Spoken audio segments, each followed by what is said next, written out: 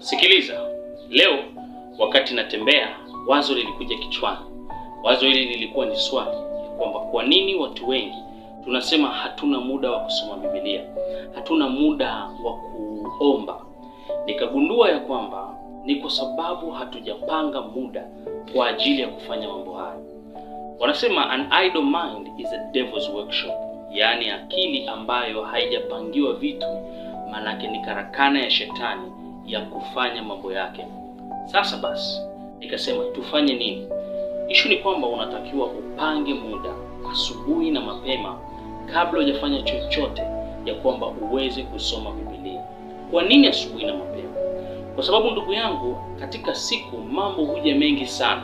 Unaweza ukapigiwa simu, unaweza ukaitwa sehemu fulani, unaweza ukapata emergency ya aina yoyote. Na baada ya shughuli nyingi za siku, jioni unakuwa umechoka sana. Unachotamani ni kupumzika, tena baada ya kula ni kulala.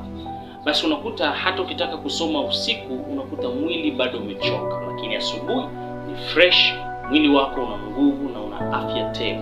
Wewe unaweza ukapata muda mzuri. Nakushauri chukua lisali moja baada tu ya kuamka, upate muda wa kuomba na kusoma Biblia. Maana ukitoka katika dirisha hilo, mara nyingi kwa watu wengi, sio watu wote, unaweza ukakosa muda wa kusoma Biblia. Chukua hiyo kama mbegu ya siku ya leo, mbegu ambayo itaweza kuzaa matunda katika maisha yako.